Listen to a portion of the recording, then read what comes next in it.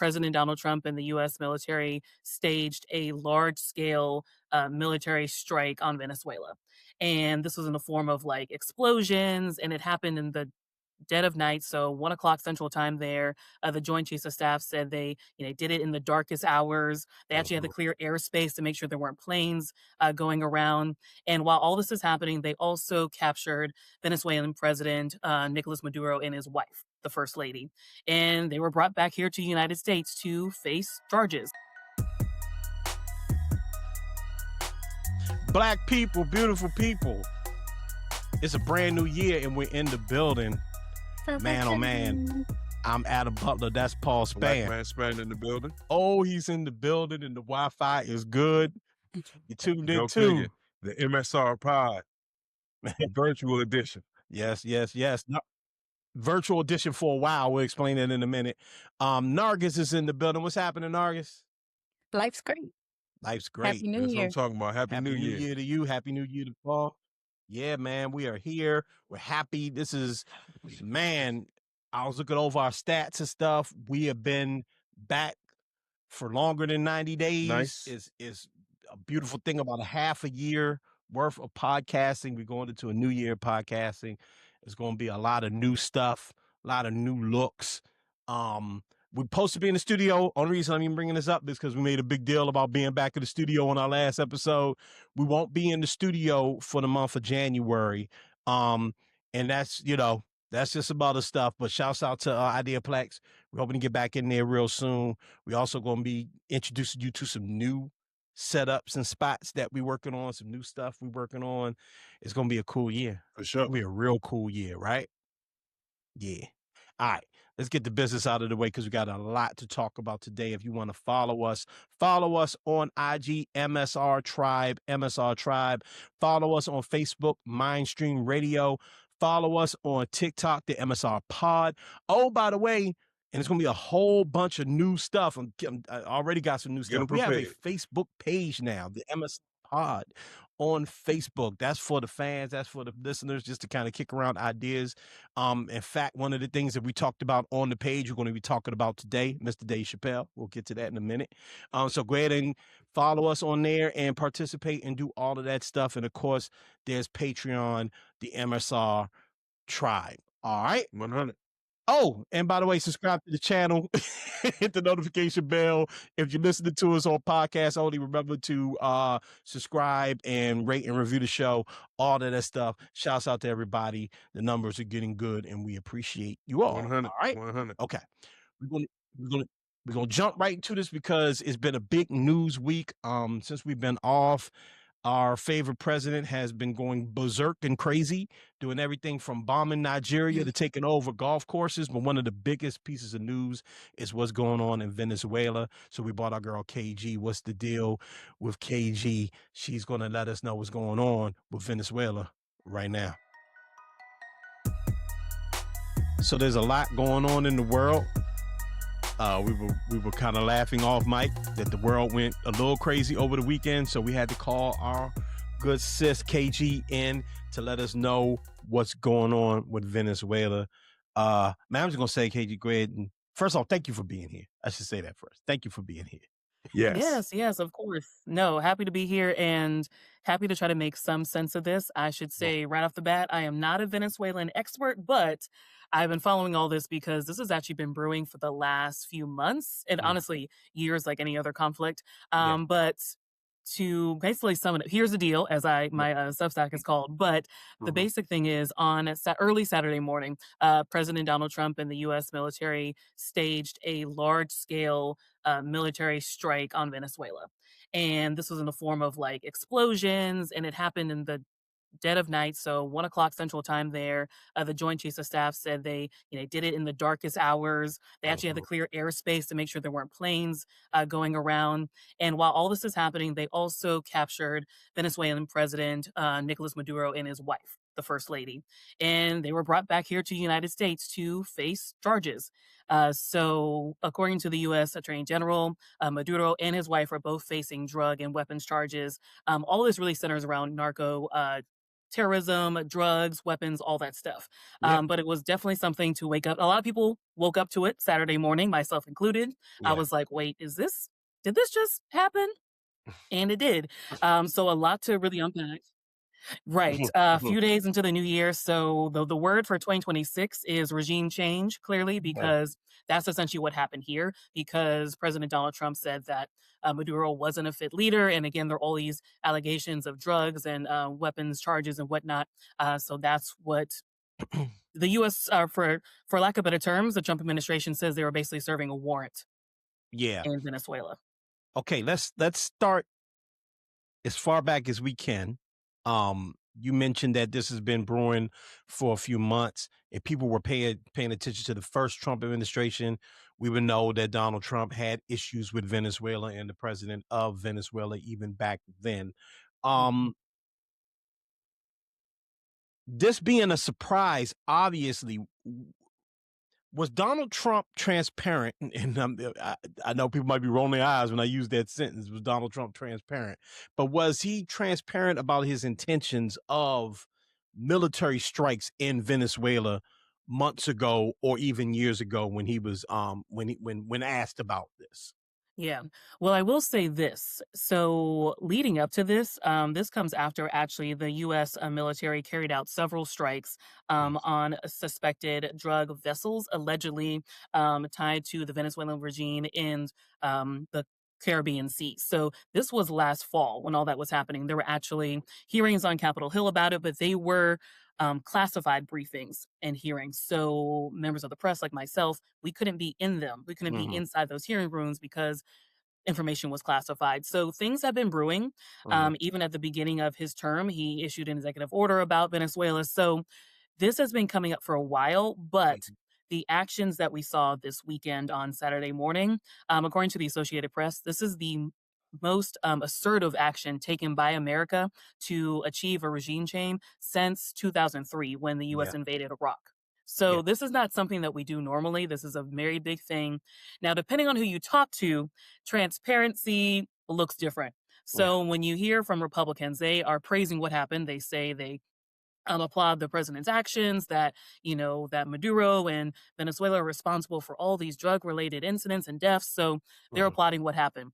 When you hear from Democrats, while they aren't exactly saying that Maduro is this shining great leader, they were upset and they took issue with the fact that they were not brought in, that yeah, Congress wasn't alerted, ahead of time, or they couldn't consider, is this the right action? And when you hear from the Joint Chiefs of Staff during a press conference on Saturday, he said this was in the works for months. yeah, This was a military operation. A lot of people, we may not be in the military, but we know mhm, they don't do anything overnight without mhm, planning. So this took months of preparation, months of planning. So transparency, I think it depends on is the eye of the beholder, depends mhm. on who you're talking to. Right.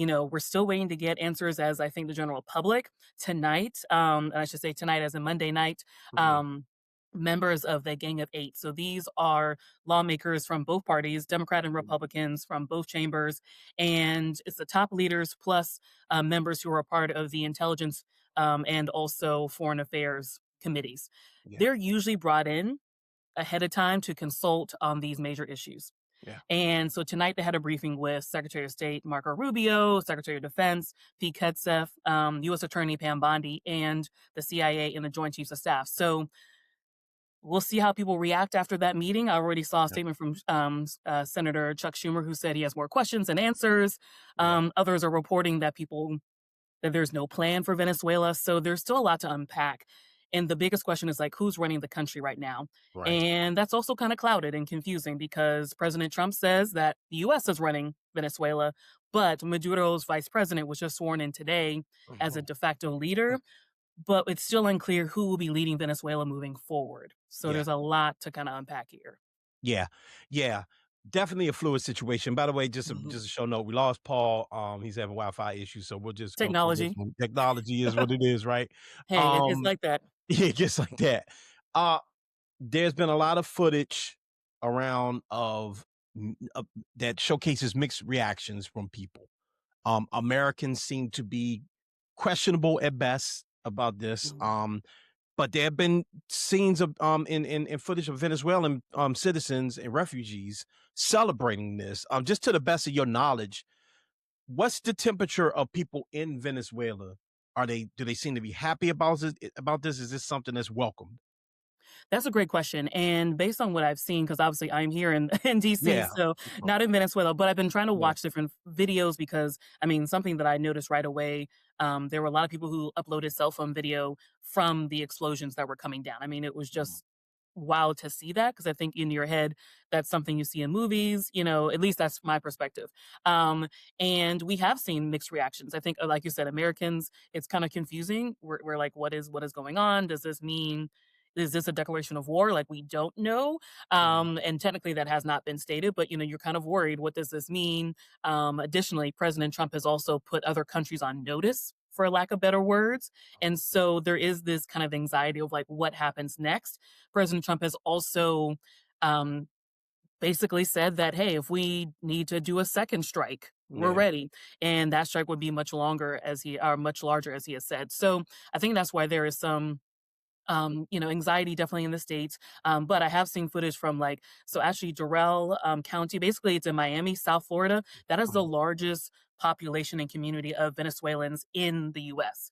Yeah. And we did see celebrations. We did see people rejoicing. So it's one of those things when you have someone who is in power who wasn't elected democratically, there are mixed reactions to this. Yeah. Obviously we're in the US where we elect a president. Whether you Yeah. like the results or not, you have the ability to vote.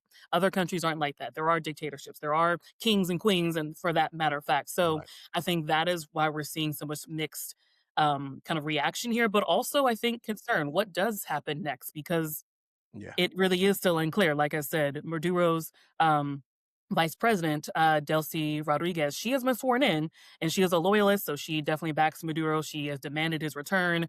Mhm. But on the flip side, President Trump says that Secretary of Defense Pete Hegseth is going to be involved in like what's happening next. He said the vice president's going to be, Yeah. leading it. In an interview today with NBC News, it was exclusive for NBC News. He said, "I'm still like in charge." So Mm. there's really a lot we just don't know, Yeah. and we'll have to really see what happens next. But I think to me, what really stands out is the now kind of warnings to other countries. So earlier today, and I have to like check my notes, he issued new warnings to other countries for a variety of reasons. So like Colombia, Mexico, he mentioned he wants them to quote, get their act on drugs, get that together. And then he even put out a threat to Greenland because he says the US needs Greenland. And so I know Greenland's like, how did I get into this? That's that's kind of where we are. And it is going to be interesting to see. So 2026, like I said, I think the word for this year is clearly regime change, and it's happening very quickly. Yeah. Paul Spann is back. There we Um, go. Technology Yeah, got us I'm back. back. I'm back. I'm back. I know you guys may have covered this while I was on hiatus. Um, I know there are mhm. actual steps that one is supposed to go through for an airstrike. Did like per your knowledge, was this airstrike legal? So that's the big question of the week, honestly. So I think that's what lawmakers are asking. That's what a lot of us are asking because it is being questioned. And what's should I should make a point of this. This is also what Maduro's defense team will bring up. So he was actually in court today. He had an arraignment. This is a very kind of standard procedure thing. So the what happened today wasn't out of the ordinary, but it became this historic event because again, you have this ousted international leader in the United States. So for the first time in, a while, a mundane thing that happens in court every day and hundreds of courts across the country is being watched on the world stage because of who it is. And in that courtroom, Maduro said that he's innocent. He pled not guilty. His wife also pled not guilty. He referred to himself still as the president of his country, and Mhm. he said he was a quote decent man. So I think we will see the legality of what happened come in to play this whole week, this Mm. whole month, because that's what a lot of lawmakers want to know is how did this happen? Because as I said before, usually the Gang of Eight, these top Republicans and Democrats who are involved in international affairs, are brought into the loop, Yeah. and from what I've seen in reporting, they were not alerted ahead of time or they were alerted as it was happening. But again, this Mm, is months in the planning. So this will be interesting to see what happens here. I know lawmakers have been pushing for like an all senators briefing or an all House briefing. So mm, this is typical that when something of national security or international, affairs in this case happens, you'll see lawmakers push for these briefings that are maybe just for senators, just for the House, or again, all of them together. Often they may be classified because it's military intelligence and whatnot. So yeah. I will say when that happens, it's tough because we'll only hear the spin after the meeting. Because Yeah. again, if it's classified, reporters can't be there. It is Right. what it is. And Republicans will have their spin, Democrats will have their spin. Like I said, we're already seeing some of it tonight where Senator Schumer said he has more questions than answers. And so, yeah, so that's a great question that honestly Mm. we're all asking tonight. I know we when we talk to you, we try to stay away from the politics, and I will. Well, And the opinion. yeah, the opinion and the editorialize. We try to stay away from Mhm. that. With your segments. So I want to try to find a way to ask this question, knowing that it's okay if you don't know. Okay, obviously, two things can be true. He can be a dictator, which he was, and the invasion of that country and the ousting of the president and first lady can also be unsettling to Americans. Mhm. Um, for the Americans that are worried about this, uh, is there cause to be worried about further invasion? You kind of alluded to this earlier, but to be worried about other invasions in South America, or Greenland and other places, does that seem to be a realistic possibility? And I'll just add one thing before you answer that. He's been threatening Canada. He's been threatening Greenland, all of these places since he took office in his second term. I think most people kind of just got to the point where they're kind of like, well, he's just talking. He's crazy. Mhm. Now we have an actual thing, and it's after another thing in Nigeria, right? Yeah. Um, should people be concerned about more invasions, especially in that portion of the world, which is our neighbors, basically? Yeah. No, Mm. especially since he issued a threat to Mexico. Yeah, So it is quite literally our neighbor. yeah. I would say people should definitely pay attention.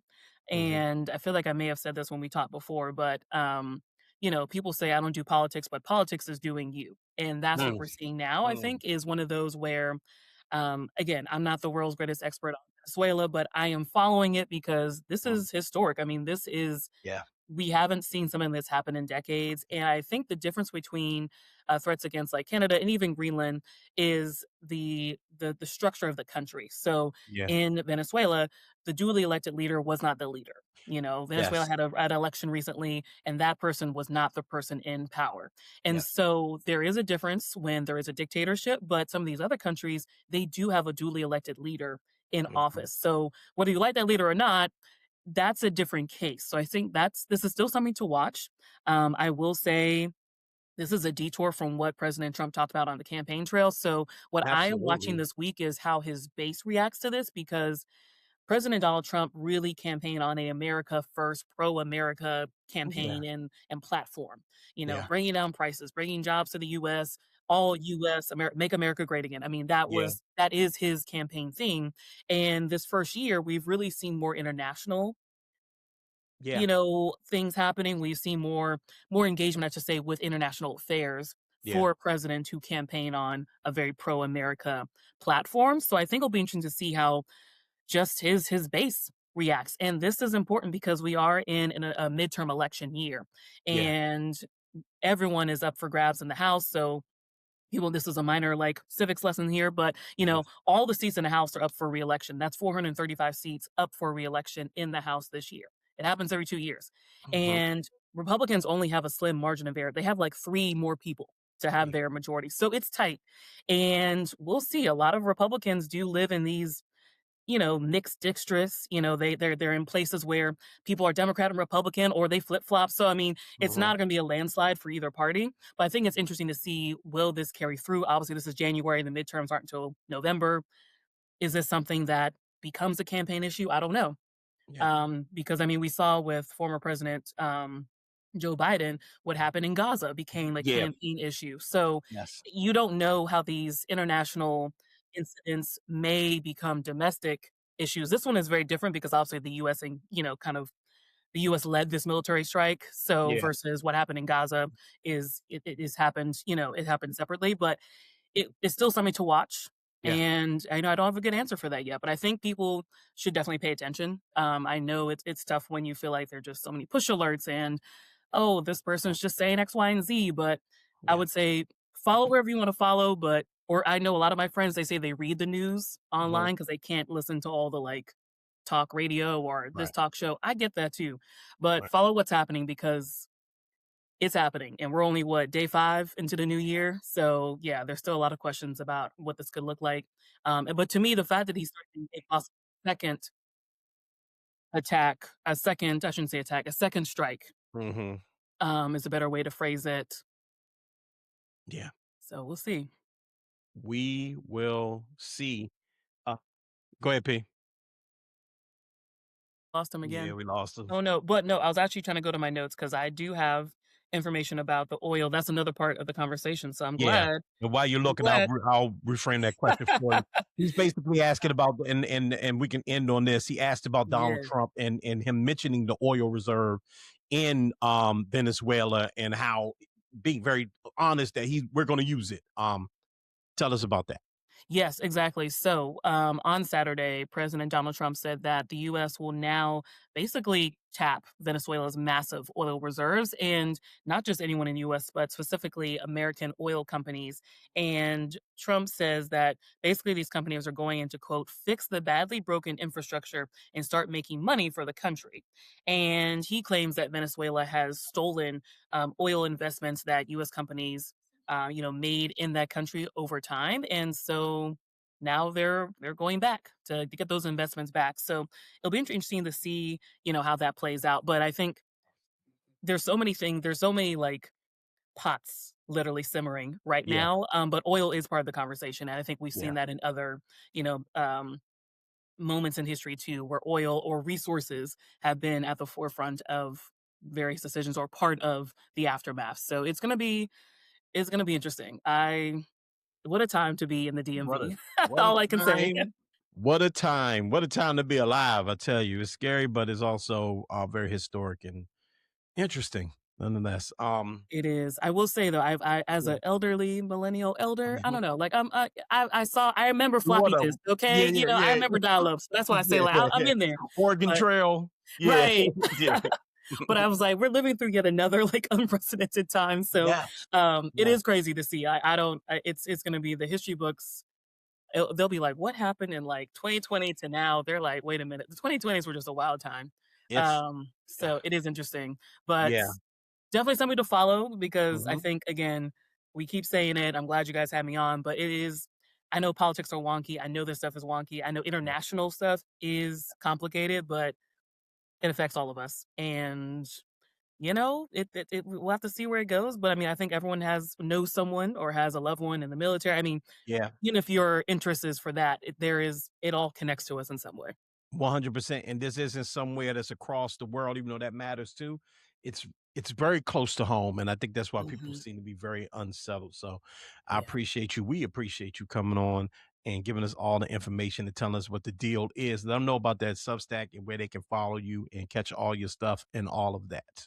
Yes, indeed, and just in time for Paul to come back. I know, right? Right as you wrap it I'm up. Exactly, sorry. come back in on time, but I'm no, sorry. if you guys are I'm looking sorry. for a source for independent news, I'm on Here's the Deal with KG on Substack. I actually did a Uh-huh. write-up about Venezuela over the weekend, and I do a lot of news, weekly recaps, and I'm also on TikTok, Instagram, at Reporter Garriss, so I try to make things easy, understandable, but I'm definitely not perfect, so if you see a typo, let us just know. I will not be offended, okay? I am a newsroom of one, Yeah. but I am going into my uh, first almost full year of being an independent journalist. So appreciate the support. Send me story ideas. I'm open to it all. So yes, and glad to also chat with you guys. I appreciate the platform. We appreciate you. Thank you. And we hope to have you on again to follow up on all of the crazy news that's been going on under this administration and more. Yes, definitely. I'll be back. Appreciate you.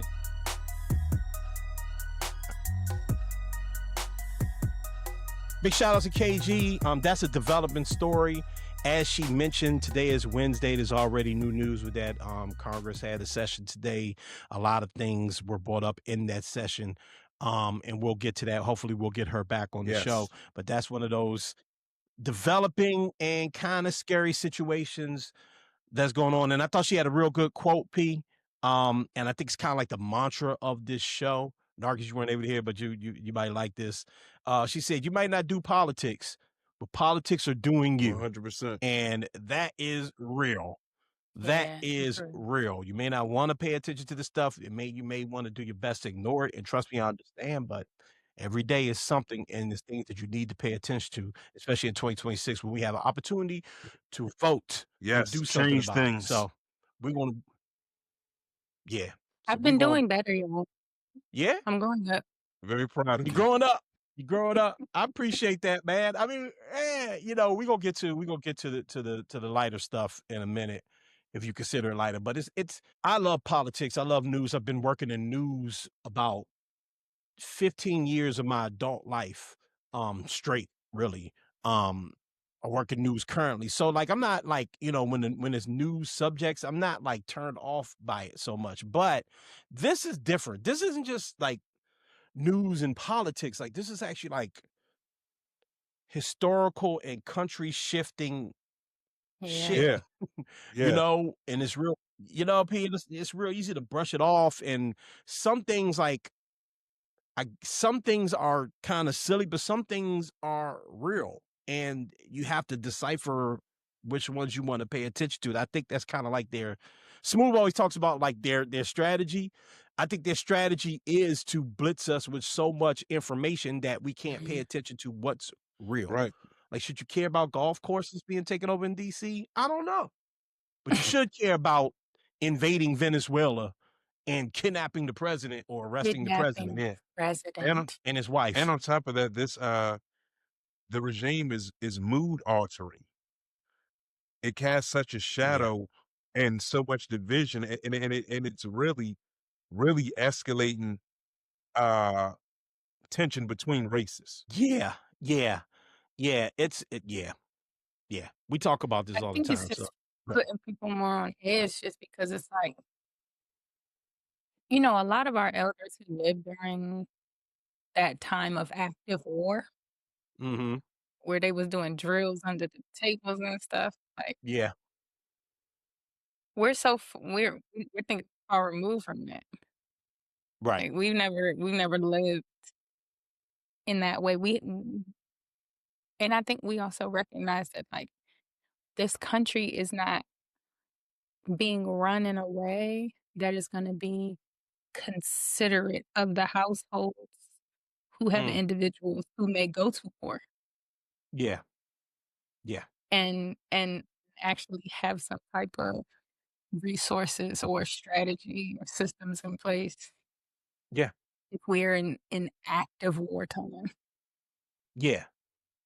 No, I mean, and I mentioned this to Kirstin, that it's just as bad when it's Gaza, even though we weren't bombing Gaza necessarily, but obviously our relationship with Israel, that's been a thing. It's different when we're bombing Iraq, even though it's just as important, but it's across the world. So it's kind of easy to kind of separate yourself from that, even if it's American soldiers going over there to take care of Afghanistan or Iraq, or even when, they bomb Nigeria, I think on like Christmas Eve, right? Nigeria, by the way. Okay. This is in the Americas. Like this is like right there, right?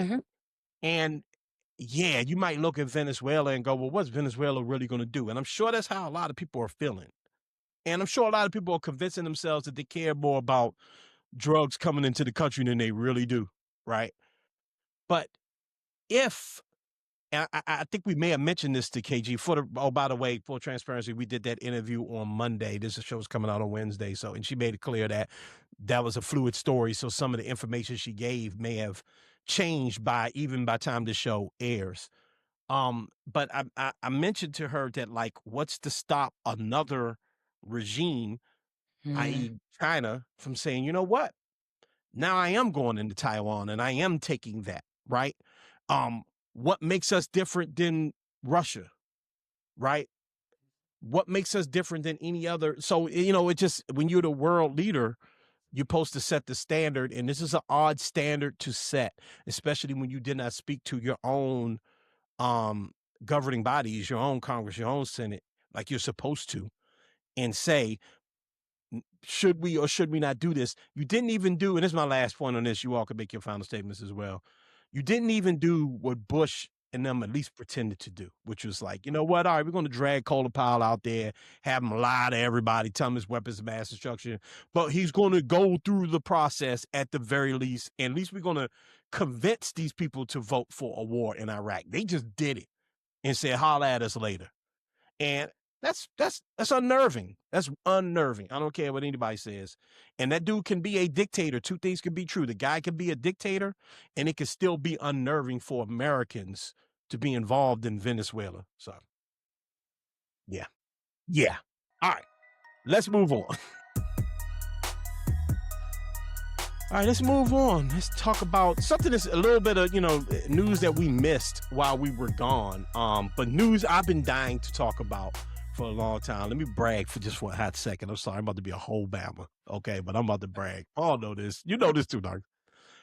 The Dave Chappelle special dropped over the holiday after that crazy Jake Paul fight. Watching that Bama get his head knocked off his shoulders was just beautiful. Beautiful. Bent round. Yeah. Okay. Beautiful way to end the year. Black power, all of that, right? But but afterwards, the Dave Chappelle special dropped. I got to go to that Dave Chappelle show back in October. I took my wife for her birthday. That was her birthday gift. I'm very proud of that birthday gift. I did good this year. She's very happy with me. So yay to me. But yeah. But I've been dying to talk to you all about the Chappelle special, because obviously I heard the jokes, all the stuff that's controversial. I saw it in real time, and I was wondering if the trans jokes, the Saudi Arabia jokes in particular, and actually I thought the Diddy thing was actually going to be received much worse, but people don't seem to be talking about that one too much. But I was curious about the Saudi Arabia one, and I was curious about the obviously the trans jokes. Once again, Dave Chappelle is controversial. I want to go to our resident comedy expert first, Paul, if you don't mind. Of course. I don't know if the people know this, especially the newer listeners may not know. Nargis loves comedy more than anyone I've ever met in my life. This woman loves comedy. And I know it sounds like it sounds like a really, like, who doesn't like comedy, right? This Bama here, Paul, am I Not lying? in the least bit. Not in the least bit. That one loves comedy. Yes. Okay. So you saw the Chappelle special. My favorite thing. It's your favorite thing in the world is comedy. I like comedy. I do. Yeah, sure, we know. What were your thoughts on the Chappelle special? Okay, so I took my time watching it. Okay. Yeah, I didn't watch it right away. Like, I need to set the mood. So I can take this in. She loves comedy, y'all. No, I do. I think as someone who's been a fan of Dave's stand-up career, I appreciated a lot of it was like classic Dave in the beginning. Mm-hmm. Right. He's gonna do that. He's gonna say something controversial. He's gonna say something asshole. Yeah. And then he's gonna make a hell of a point Mm-hmm. in the punchline to make y'all be like, oh damn, like I do that cool, or oh yeah, like he said it. I was thinking it. Yeah, yeah. And I think he did that intentionally as a palate cleanser because he knew he was about to take this long closer and take everyone down this winding road and give the biggest middle finger he can possibly give to what's going on in this country right now. Yeah. While simultaneously trying to instill as much hope and levity into the people. And I appreciate him so much for that because I'm sure I I don't know the man perfectly, so I mean, he said himself, like, "My kids have more weight than I could have ever imagined, Mm-hmm. Mhm. ever," right? And instead of powering from that power or instead of somehow being manipulated and coerced in a way for him to use that power Mhm. for evil, Yeah. he's like, "Nah, Yeah. I'm about to rally the troops, stand on business. I'm gonna make fun of Mhm. I'm gonna remind y'all how much money I got. Yeah. I'm gonna say F you." And simultaneously, I feel like he's encouraging everyone else to take that exact same attitude, Yeah. right? Like, I'm trying to empower all of you all to take on this same mindset, to take on the same energy, right? Like, Mhm. I thoroughly appreciated his closing for the humor, but just Mhm. the damn string board Yeah. story that he Yeah. took you to. You know what I mean? Like, you start with Jack Johnson Yeah. Yeah. and you come all the way up to Etsy and Dr. Sebi. Yeah. Yeah. What? But it's so dope because it's almost like, and at this point, I'm just talking. I don't have anything super poignant to say, but Mm. it's almost like Dave Chappelle is like the Forrest Gump of comedy in that he he just be places. Yeah. Yeah. Yeah. He just knows people. He just be around. He Yeah. just be like, and fun fact, Right. that's how the pot pie got made. You know what I mean? Yeah. Like, Yeah. Yeah. he just be there, and it's such a admirable degree of genius, you know, just to Mhm. see kind of act out his art and to be brought along that story. Mm-hmm. Mhm. You know, and kind of being educated and challenged at the same time. I mean, y'all know Yeah. I'm a fan of Dave, like, and Yeah. I'm not a fan of all of his stand-ups. I'm not a fan of all Right. of his jokes, Right. but just you know, the type of man that I feel that he's chosen to be through his comedy and the type Mhm. of black man that he's decided to be through his comedy for his fan base, I I admire it. Mm-hmm. Mm. Yeah. You touched on something, but P, I want you to jump in there. I just want to note it for myself. Not a fan of every joke and not a fan of every stand-up. That's something I want to get back to in a Mhm. moment. Paul, what's your thoughts on the Dave Chappelle special? I know that there were a lot of people that I saw online, a lot of people talking about how it wasn't funny, right? I seen a Mhm. lot of that Mhm. rigmarole, you know, this isn't funny, he's not having me laughing the way he used to. I think that Mhm.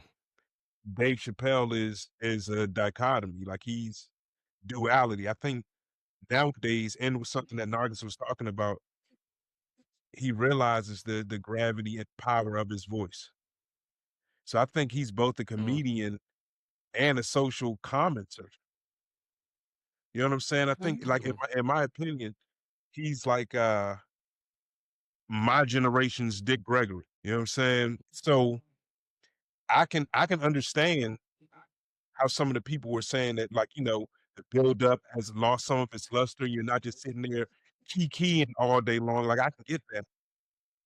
But if you Right. understand both the climate, if you understand like our comedy enthusiasts here, the history of comedy and how it touched on social issues, um, I think that his brilliance continues to be shown. I think that, like, I laugh, I laugh at the transgender Jones, you know, because it's semi funny. You know what I'm saying? It's semi funny. Could I do without them and still laugh? Yes. You Yeah, know what of I'm course. saying? Yes. But I Right. think I think that that's like a part of the points that he makes, right? With Yeah. Nargis talking, like I said, to go up these three avenues. You're talking about Jack Johnson. You talk, and even the name of the special and how it all correlates and how it ties in. And I know Yeah. you guys watch the ending of the special, and then when you look at the pictures and know that these Yeah. are, like, I'm Mhm. sure he takes liberties with his stories. I'm sure he adds some comedic embellishments to it. but you can clearly Yeah. see they're based on actual shit. You know what I'm Right. saying? That nigga was Yeah. Like, there. right, Yeah. right. So, like, I have always respected the man, and I respect, you know me, Adam. I respect any element of disruption, Mhm. and he's still disrupting, making points. Like I said, everything isn't to be completely agreed with, like everything. Like I think some, some things may be beginning to get a little bit dated, but it doesn't take away from the strong front of what is happening and how meaningful it is. You know what I'm saying? Right. Like I think there are a Right. few people that Yeah. are doing things the way that he does it, like to let you sit there and then boom, boom, boom. It's like, oh, snap. You know what I'm saying? So yeah, like I said, I wasn't in that first opening part, it wasn't like side splitting laughter, but Yeah. it was worth it in my opinion. No doubt. No doubt. So Nargis mentioned and I think you all kind of both said the same thing, that don't like every special, don't like every joke, right? And I think that it's an odd thing going on with Dave Chappelle. My comments are less about the show. I love the show. I was curious again about the Saudi Arabia stuff. I was curious about the trans joke with the Falcon and all that. I was curious about the Cassie joke, which I don't see many people talking about. The Cassie joke, I will say, being there, the gargling joke was the one joke where everybody in the audience was kind of like, oh God, like, oh my God, right? Like that was tough. Really? Yeah, because it's just, again, when you there and it's like, Mm. it's Cassie and she, I'm not gonna repeat that man joke, but That shit was funny. it was funny. Everybody laughed. Don't get me wrong, and that's a point I want to bring up too. But everybody laughed, but it was kind of like that was the one that hit us like, oh, like that's gonna be some shit when people, whatever, right? But other than that, the audience was captivated. So that's what I want to kind of speak on a little bit, because the whole reason we're really just kind of spending this much time talking about the Dave Chappelle special, other than did you like it or not, it was cool and moving on, is that obviously whenever Dave does a special, there's controversy and there's a lot of think pieces and there's a lot of like breakdowns of him as a man, which I'm glad Nargis like addressed him as a man, and then him as like an entertainer and him as like a philosopher, as Paul sort of mentioned earlier, right? And I find it interesting that people have more of a problem with him as all of those things now, but did not have this problem with him in '01, '02, '03, when the Chappelle show was on, or when he was doing the first special. And frankly, every joke was about us or our relations to white people. Every joke. Again, but I want to be careful here, because again, the point of not liking every joke is super important. Yeah, I think he's just now on this thing with the trans joke where it's just like, I'm going to Right, tell my trans right. joke because you all told me I can't tell the trans joke. Right. So you can expect a trans joke every special now because you told me I couldn't do it. So, and I tried to do the first one in good faith and you didn't listen to me. You did not care about the meaning behind it. So now I'm going. And I don't have to like that. And I don't need it either, by the way. The trans joke was not the standout moment of that special at all for me. In fact, it was probably one of the more forgettable ones. It's silly. A falcon killed a Yeah. trans person. And I think, that ha ha, but it's like, all right, it was, to me, the Jack Johnson stuff and all of that was the most important shit. I'm wondering when people are going to just move on from that, right? And why they can't. And I'm gonna get to the Saudi thing in a minute, but not because. So me and Paul did a show, a short-lived show called Gatekeepers, right? Which was basically the inspiration to bring this show back, right? We basically doing MSR. It was like, why we called it something different. And we did an episode about Andrew Schultz and the whole thing with him making fun of black women. I forgot the name of the podcasters he had on the show, the very popular British podcasters, the two black dudes. I forgot their names, but they, he went on, and then Kendrick said his thing. And Oh, then shits and gigs. Shits and giggles, thank you. Shits and gigs or shits and giggles, whatever. And then Kendrick had his line, and then Andrew Schultz going off about the line. And Paul and I, expressed that yeah, we didn't really appreciate him making that joke, and we didn't find the joke funny. But never did we say that Andrew Schultz should not be a comedian or Andrew Schultz should not. We were just saying our point was, nah, that joke wasn't funny. And by the way, Kendrick probably wasn't even talking about you in particular, but you took it real personal because you want to be so involved in this rap beat. That was really the point a lot of people were making about Andrew Schultz. But black women, some black women were offended by it. And they have that right. Just like trans people have the right to say, I wish Dave Chappelle wouldn't make fun of us. Okay. Mhm. They don't have to be right about that. We can make the argument about comedy all day. But to me, it's not cancelable. It's not something that diminishes Dave Chappelle. I hate the term punching down, even though I understand it is a real term. Comedy is comedy. You're going to like some jokes. You're not going to like some jokes. And a man who in good faith, and we all laughed at it. We did some of the funniest shit. I'm not trying to say I was offended by Dave Chappelle jokes, but a man that had a joke about a baby selling crack, a man who had a joke about a racial draft, a man who had a joke about sitting in a restaurant and watching a dude and watching him eat fried chicken because look at him, he loves it, right? A man who had a joke about a bunch of pimps that just joned on each other. And then one time those pimps got in the time machine and went back to slavery and ran off like a bunch of idiots. Okay, it didn't finally handle business. And not just laughing at all of them because they're funny. A man that had a joke about orange drink. A man had a joke about going to Silver Spring and having the white boy who made what was it? This boy made I forgot what it was. Stovetop stuffing because he told Paul he never knew what stovetop stuffing was. Okay, a man whose whole everything for about 10 years of his career, and I ain't even going back to the half-baked days and the old Dave Chappelle days, okay, when his character was quite literally like a buffoon, okay, made fun of black people consistently all of the time to the point where he had to stop. He was a genius. And I'm not talking about white people right now. White people gonna do white people things. Some white people gonna want to defend people that they feel like need defending. I'm talking about us.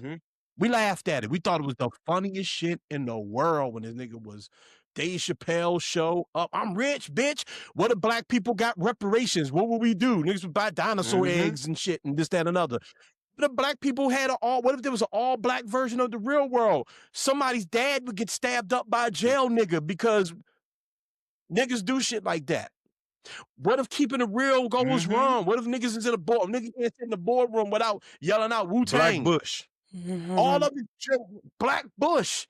Them that kidnapped my father. Chocolate. Okay? Don't drop that shit. Okay? Let me holler at you. Let me holler. Right. I mean, all of this was cool. All of it. It was just as offensive and just as edgy. He did not become more edgy or more dangerous. He's been this way. He's just talking about everybody now. Yeah. Everybody now. Okay? The man made a joke about his own mentor getting AIDS, trying to take him to go see Dr. And that shit Sebi, didn't work. which is a black-ass joke. Which is why I understand why it's not like the national conversation, because that's a black-ass joke, because niggas love them some Dr. Sebi. It's a super black joke. Okay? He included Nipsey Hussle in it, who was making a documentary about Dr. Sebi. I know niggas, especially during COVID, was like on that Dr. Sebi shit strong. Okay? And he was making the point that I took my sick friend to go see Dr. Sebi, and he died. And niggas laughed. Really? Because it's a joke. So it's an interesting thing going on, but I do want to be clear. It's okay for people in 2000 to say, I don't find the baby selling crack joke funny. That's perfectly fair to say. It's okay for black women to say, Andrew Schultz, I don't want you making fun of us. I don't find that funny. It's okay for trans people to say, damn, I wish I didn't have to hear a trans joke every time. But at some point, you know the joke is coming. And it's okay to say I don't rock with Dave Chappelle no more. But stop hate watching him. And stop expecting him to do what you want him to do. He's never going to do it. Because to me, and art is subjective is my last point on this before we move on to the other thing. Well, actually, you all got more and we get to keep going. But to me, Dave's theme is the hypocrisy of people. Yep. That's what I get from his art. Um, the whole Israel, yeah, I'm not ready to stop because we can talk about the Saudi thing. The whole Saudi Arabia Mhm. thing. Yeah, you don't gotta like that he went over there. Any of them went over there. Bill Burr, him, um, uh, uh, all of them. Bunch of people, bunch of comedians went over there and did that Saudi Arabia show. And the Saudi government is fucked up. Let's keep it buck. They are. You don't gotta like it. And never once was he saying you should like it. What he was trying to say is, as he said in the very beginning of the show, none of us got the answers, man. This whole shit is crazy. None of us have the answer, and I don't know is a perfectly acceptable answer. So I do find it interesting, P, that Dave Chappelle, and maybe you gave the answer, is that he toes the line between philosopher and Mhm. comedian. So he's not Kevin Hart. No disrespect to Kevin Hart, but he's not Kevin Hart. He's not just like here to make you laugh. He's trying to make you think too. So there's obviously going to be a lot of contradictions within that. But I do find it interesting that we're still having this conversation about Dave Chappelle conforming to what people need him to be instead of accepting what he is. You know what I'm saying? Does that make No, sense? it makes 100% sense. And even if that's the thought process, I don't know. I'm not gonna say I don't know why, because people are entitled to think however they want to. I'd say this: you've seen this leopard spots for many years. Mm-hmm. I mean, so either you rocking with the leopard or you not. Right. Yeah. Right. Do we? And this is to both of you because I just said a lot, right? But a lot of creatives that I respect, FD Signifier, King Green, you hear me talk about these people a lot. Van, a lot of people that I pay attention to have big problems with Chappelle's special from different levels. Van had a problem with the Saudi Arabia thing, thought he was full of shit on that one, but didn't all generally like the special. Green had a problem with the trans jokes in the Saudi thing, but generally liked the special. FD Signifier essentially was like, and I hope to have him on the show one time. I've spoken with him. I hope to have him on. Maybe he can speak for himself. But you know, what I got from it was that I'm done with Chappelle. Like Chappelle is a hypocrite. I'm done with it. Like he's a goat and all that, but he is now a capitalist. He is more part of the problem than anything. And the general theme, Argus, that they brought up in all of their critiques is that we're people that are fans of his are afraid to critique him. Or we're under the belief that everything he says is right because it's him, because he's Dave Chappelle, and no one wants to say I disagree with that thing. I'm sure no one on this mic feels that way, but do you think there are people out there that's just like, well, Dave said it, so it's facts, even if it's something that's quote unquote horribly wrong? I mean, the term fan comes from fanatic, Mm, right? So you have individuals who go to that extreme yeah, of admiration, yeah, right? yeah. A a balanced admirer, appreciator, whatever common person. Hmm. Yeah, you're not infallible. Right. That doesn't mean that I can't appreciate you. Every I mean, like, Beyonce fans know she can't act. A damn, worth a damn. Yeah, you put it right. Yeah. You know what I'm saying? And And they her clothing lines usually suck. and they gonna be like, "Now Yeah, be." yeah, You know what I'm saying? So it's yeah. not I I think one of the unfortunate things that now the way that as society we choose Mhm. stand up. Mm. I can't speak for back then because I don't know, Yeah, right? I can't speak to the Rodney Dangerfield times yeah, the and prior the Red Fox era. times and Right. right. I only have documentaries to tell me what it's. Mhm. But I think people really go to these shows like, and it's not a bad thing, but it's like this is an entertainer, right? This is an entertainer who has intelligence. This Mhm. is an entertainer who feels a certain degree of responsibility, a particular code that they operate under, and pointing out the absurdity Mhm. and hypocrisy of things. Yeah. Like, back to the Cassie joke, it's like, I don't think that joke was a shot at Cassie. Nah, yeah, yeah, It's a shot at the absurdity yeah, yeah, yeah. that that trial allowed. Us to see, yeah, yeah, yeah, You know yeah, what I'm saying? yeah, Like, and he said it, like, "I would never wanna get on the stand and have to talk about myself." yeah, yeah, Like, yeah, can you imagine? yeah, And we shouldn't have to yeah. excuse me, because it shouldn't have happened. Shouldn't Right, have been allowed to right, happen. right. And let me But it tell y'all did. We why. gotta talk about it. Yeah, You yeah, guys yeah, I can yeah, tell y'all why. Because 'Cause we've yeah, been knowing this nigga was beating on women. We been knowing this nigga was taking girls across. yep, So I'm saying all that to say, been a fan since Killing yeah, Them Softly. yeah. Sometimes when Dave goes gross, he Mhm. loses. Yeah, yeah, yeah, And then sometimes he brings me back, sometimes he doesn't. yeah. But I understand and recognize in the heart of it all, you're going to stretch and bend and exaggerate and minimize and do the things because you and I are not in conversation with one another. Mm, We're not friends.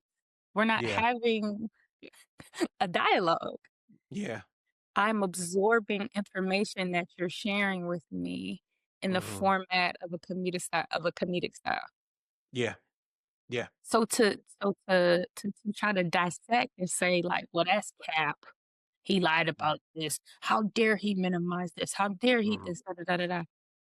Yeah, What? It's comedy. yeah. And I bring this up. My sister, she had watched a comedy, Mo Amer's comedy stand up. And she said that she was just so disappointed with like he was telling a story about like his wife's childbirth and Mhm, uh she ultimately ended up having to go to the hospital. mhm. And like the punchline was like him like, "Didn't I tell you we should have been here in the first place?" kind of thing. Like he wasn't supportive of the natural childbirth. Right, And my right. sister's just like, "See, like that you could have had an opportunity. Like you didn't have to like undermine your wife's this, da da da Mhm. da da." And I was like, "How we don't know how he was in real life. Right. Niggas cracking a joke. We just know what he said for the effect Yeah, of a punchline. yeah. We don't know his real views on natural childbirth and doula Right, work or how supportive or non-supportive he is to the natural birth world. right. Yeah, What I know is he told a joke, and ultimately, that's what they're on the stage to do. If you leave with something more than that, it's a bonus. yeah. And I think that's why going back to our, 'cause that's an excellent point. I think going back to our conversation we had on the old show, um, about Andrew Schultz, Mhm. and then like a lot of these comedians that get caught up on like these podcasts, right? Because it does blur the line because you're like talking, but then you throw a joke in there and you're probably sitting down with like a politician or a very serious person and you crack this joke and the timing is off. I may not have been watching your show for this, and now here I am, all of a sudden you're making fun of black women, or you got the shits and giggles dudes on there. Their brand is a certain thing. People are tuned in because you got them on because of their brand. And all of a sudden I got to hear this white boy going off about black women and how black women stress out their husbands and shit like that, which is like the timing and the taste and the tact of it is bad. But when I'm tuning in to a Dave Chappelle show or a Bill Burr show or a whoever, name that comedian's show, you're tuning into that show, you're going to get what you get because it's a comedy Mhm. show. Um, Two things. I do think that we put celebrity on a platform that most should not be. We need them to be more than just whatever they do, basketball player, actor, comedian. We need them to be our life, resource on everything, right? But also, I think that the thing about Dave, and I hope you all understand when I say this, he's gotten too big for his own Mhm. good, but he shouldn't stop. Don't get me wrong. He should not stop. But he's still talking to us Yes. most of the time. And so when I hear people talk about, and I looked at, Rap Latte's conversation about Dave Chappelle, and Torre was kind of defending Dave, and King Green was more, making a point about the trans jokes. And I looked through the comments, and it's like people saying, well, Torre is a dinosaur. He's one of the few people that still finds it funny. I was at that show, bro. I was at that show. It was funny. He packed the basketball stadium. Okay. Where the Wizards play, where they can't pack it. He's packed. They allow how many people capacity that joint is. All of us allowed that man to tell us we couldn't use our phones for like 4 hours. I got kids. I'm sitting in that joint. I don't know. I could have picked my phone up after. Then we all had to go outside and there was like a little basket. There's like a dude with a basket full of phones, like outside the Cap One Center for everybody here in DC. We all had to like huddle around and let this one dude hand us our phones. We all tolerated that for Dave. Dave ain't fell off, but Dave is talking to, for the most part, a specific pocket of people. People don't gonna know who Nipsey Hussle is. People gonna know who T.I. is. People gonna know who Dr. Sebi is. People know who Jack Johnson is. People can't give a fuck about Jack Johnson and Nipsey and all these people. For the most part, he's universal, don't get me wrong, but he's speaking our language, P. And I think that sometimes when we speak our language and our next segment is definitely going to get into this. When we speak our language amongst others, sometimes the shit gets miscommunicated and people take things more serious than they shouldn't be. And I'm not talking about a trans joke. I'm talking about a lot of the things that he talks about just on the regular. And I think that's why there's been more controversy around Dave, just my opinion, why there's been more controversy around Dave in the past like 10 years as opposed to the length of his career. Because to me, the jokes aren't much different, for the most part. You take out the trans piece. And maybe that's the biggest piece, Paul. Maybe that's just, it's really that simple. He's seen as picking on trans people, and that's Let me say this. An Achilles heel for him, I know that all of us receive information on a grand scale. We can learn things. We can look at all sorts of stuff. I'm not overtly immersed in complete geopolitics all over the globe, right? Because sometimes there's immediacy going on right in my front yard that I'm looking at as it stands to the children that are directly in front of me and all those things. And I'm not saying that we shouldn't be aware of everything that's going on globally.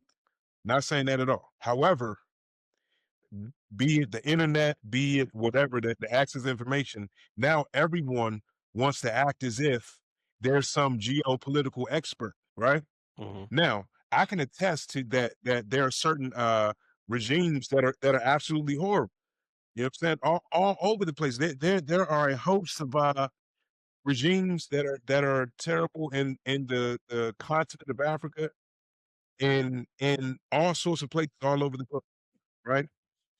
So sometimes when I hear everyone like talking about, Saudi Arabia, talking like, and mind you, I made it a point to learn more things. I learned more about Palestine, learn more about Israel. But like, I don't know, and I'm not saying that people are disingenuous. I don't mean it like that. But I mean that, like, I think the overexposure of the internet has allowed people to nitpick a lot more and try to sound both smart and like end with things when it's kind of just like a tag along type of thing, if that makes sense. No, I hear you.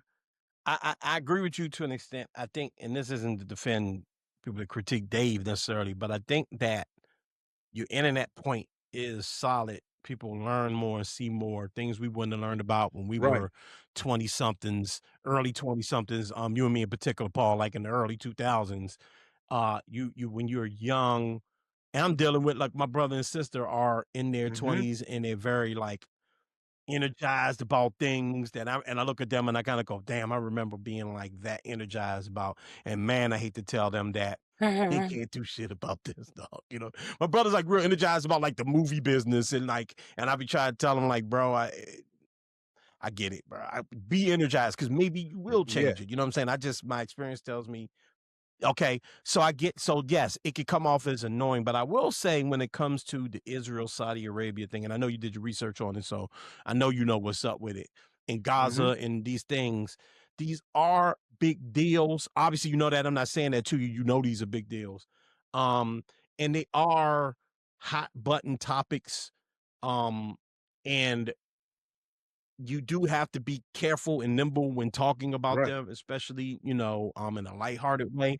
Um, and I do think the tone of the world, and we mentioned this earlier back in our last segment, after our conversation with KG, that things aren't. I feel a tonal shift. Again, I keep mentioning the next segment. I'm going to get into this more in the next segment. I feel a tonal shift happening within us as people, but I think we are coming off a era of shit ain't funny. This isn't funny. Things are scary. You need to take this more seriously. You need to, you know what I mean? And I think that speaks to the greatness of someone like Dave Chappelle, because he could come in and make us laugh in a time where everybody's depression is higher. The rates of depression are much higher, especially amongst men, and young people. I mean, I'm not going to blurt out all of these stats, especially ones just off the top of my head, but there are a lot of things going on with people. So their sentiment and what they get entertained by and want to be entertained by and want to talk about is different. But I think we're coming off of that, and I think that people like Dave are kind of, in a way, forcing us to, even what he said in that special, about, I don't know is an acceptable answer. Don't let these, I'm paraphrasing now, but essentially, don't let these motherfuckers stress you out and get you all worked out. I think that's where people are starting to go now. People are starting to find their peace, but there are a few people around that are still like with their hair on fire, like, you got to care about this, you got to care about that, you got to care about this, you got to care about that. Where you're right, though, P, is that some people, because of the nature of everyone having a microphone, everyone having a moment to go viral, Mm-hmm. people getting accolades and feelings they would never feel from thousands of people. Yeah, you're going to get more people to just kind of stunt and want to say the right thing. I actually said that about Van in our group chat when Nargis, I think you were the one that sent that video of him critiquing Dave. And I said that God bless him, but sometimes I feel like he tries to say the right thing as opposed to just saying what it is, because I think he has a lot of people that watches him. And I think he sees when he says something wrong, people go, that was wrong. And I think it affects him because he's a human being. So sometimes he tries to, and the right thing to say is Dave should not have done that performance and he should not even try to explain why he did it. But really what the right thing is that, as Nargis mentioned with the last comedian joking about his wife's pregnancy, it's a joke. It's not meant to be, you're not sitting at a lecture. You're sitting at a comedy show, and the ultimate goal all the time, again, the man talked about his mentor who was an addict and was dying from a terrible disease, and there was a punchline Yeah. to that. It didn't end with him and my friend passed away and God Yep. rest him, and let's have a moment of silence for my dear. It ended with That nigga still that nigga died. died from, because the joke is black people understand. Y'all niggas keep talking about Dr. Sebi. Well, I took my man to Dr. Sebi and that nigga died. That's the joke. Go ahead, I Nargis. think it's and I know we wanna pivot to the next topic, but, Yeah, you got I it. can talk comedy all day. Yeah, you love comedy. You know, the like, the early narrative of Dave Chappelle was that he wasn't for us, Yeah, yeah. and I think you never hear him talk about that. Mm, mm, He just says black shit, yeah, right? yeah, Like, "Oh, now I got y'all attention? yeah, Okay, yeah, Imma double down." Like Big yeah. Joker, Dominoes, you Mm, know what I mean? Like, I have this global lens on me, and even though y'all didn't appreciate me, yeah. I'm not code switching for anyone. And I don't know if it's a chip on his shoulder or not, but I think it's very intentional Yeah, I agree. that he doesn't Yeah, speak broadly yeah. because that was his label as a comedian for so long, was that he was not for us. Mm, And like the irony mm-hmm. of like, oh, let me tell y'all about me and like my values and my morals and my upbringing and my lived experience and just how blackety black it is. Yeah. And the fact that he's still getting criticized when you do have a Bill Burr, who I love, Mm-hmm. love when I had floor seats to see Bill Burr down here, and Nice. I was surrounded by the whites, I'm and sure. they looking at me like, Yeah. "How'd you get put on to him?" Oh, we can go special for special. Yeah. Let's have the conversation. Yeah. But Bill Burr talks about abortion. He talks about fat people. He talks about black people. He Mhm. talks about white people. He talks about fat white people who get abortions. Yeah. You know what I'm saying? And you don't see this commentary. Oh, he could have said this better. He could have said that different. Why did he do this? Why did he do that? Yeah. And this man taking them same jobs, same money. Bill Burr's eating. Yeah, he was in Saudi Arabia with Some s- he'd been explaining it too. Bill Burr is eating Yeah. and equally as offensive, equally Yeah. as vocal about pointing out the absurdity of this country. Yeah. I'm not saying he's as like prolific as Dave, but he's equally as unapologetic. I agree. Yeah. And I don't see the same energy when he makes jokes about Me Too and consent in a Mhm. very Yeah. hilarious and clever way. Yeah. Yeah. So I don't know. Nah, I'm with you. I think we all pretty much nailed these points. I think we agree. And it's interesting. And look, Dave will put out another special at some point. We're gonna be talking about it then. Mhm. So I wouldn't be we'll get surprised if he was like, I'm gonna let y'all cook. yeah. Like if he just rode this out and then whenever we get a new president, he like, y'all that nigga gone. Like Yeah. I I think he's gonna sit on this one for a while. Yeah. I mean, I think the last one came out like 3 years ago. Mm-hmm. Has Maybe it a been little that bit long? longer. I don't know. I'm not sure. It doesn't feel like It feels like doesn't. 3 years ago. It's been a little minute. I mean, he doesn't do specials all that often. But we'll see. Either I way. see he got this Netflix deal. Yeah. I'm about to look up these stats. I know we pivoting. This is for my Yeah. own information. Well, look, let us know what you all think in the comments. Let us know what you all think at home. We want to know what you think about Dave Chappelle. All right, y'all. Damn, we made it through this one. Y'all, I have to let the audience know because I like to be transparent with the audience. It's a miracle we got through this one. Paul got it together like a bug. Okay. I got that flu that's going around. You might have seen me. I've had a film of just like sweat this whole time, just like a film of it, just like on my head. It's been tough, but we got through it because we love you and we love doing this show. All right, we're gonna be back on Friday. We're gonna try this 2 episode a week thing for a while, especially since we aren't gonna be in the studio for a couple of weeks. So it gives us an opportunity to do 2 shows a week, and we'll let us know what you all think about the new 2-show format. If you like it, we'll keep it. We'll figure out a way to do it. All right. Follow us on all of the platforms. Twitter. No, not Twitter. I don't know why I said Twitter. We do have a Twitter, by the way, but fuck Twitter. I don't like Twitter at all. I don't like Twitter at all. Only reason I even look at Twitter is to find out, to see Marvel leaks and to find out about the Commanders. It's the only reason I get on Twitter. The rest of the shit is bullshit. All right. Anyway, um, follow us on Instagram, MSR Tribe. Follow us on TikTok, the MSR Pod. Follow us on Facebook, Mindstream Radio.